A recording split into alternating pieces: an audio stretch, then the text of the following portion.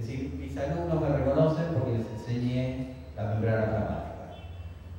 Dicen que soy un viejo antipático, pero me reconocen porque les enseñé la membrana plasmática. Entonces, entre estos dos tipos de reconocimiento hay un abismo, ¿no? Es decir, por lo que se hace o por lo que se es. Y aquí se genera una colisión que es menester estudiarla de cerca y que es la colisión entre lo que se es y lo que se hace. Esa especie de choque permanente entre lo que uno es y lo que uno hace. Una pregunta que hay que hacerse, creo yo, que hay que hacerse es: ¿puedo yo ser algo que no sea simpático para la vida de mis alumnos, pero ser un buen maestro y un buen profesor? Bueno, no en el sentido de la bondad, sino del oficio, ¿no? ¿Puedo tener oficio aún siendo un antipático y un gruñón? Es una pregunta. O para ser un buen profesor debo tener rasgos particulares de la personalidad.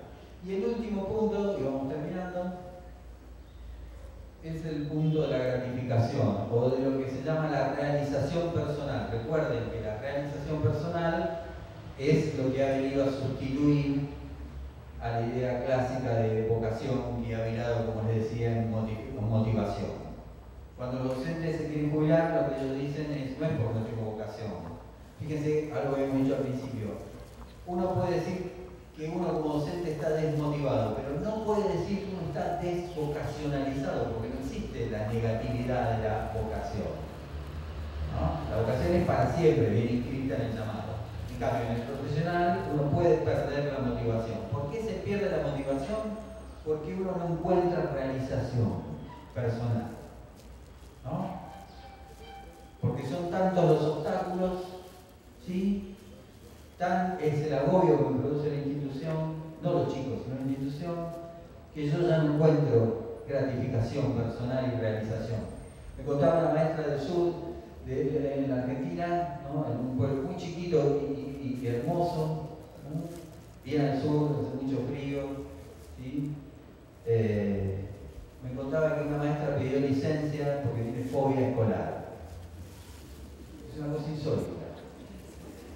A ver, la fobia escolar la teníamos nosotros.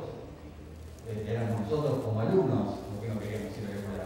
Pero la maestra pide licencia y además el Estado se la otorga porque ella afirma que cuando pasa no puede pasar por la puerta de la escuela.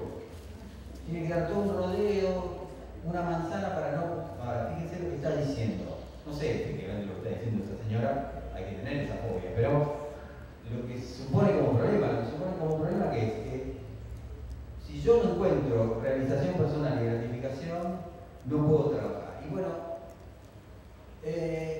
termino diciendo, dejando estos 5 puntos abiertos para la discusión, para que vamos a discutir, pero diciendo que probablemente no en este oficio, sino en cualquier otro oficio, uno sufre cuando se aleja de lo que ama, ¿no? Alejarse de lo que uno ama es siempre traumático, es horrible.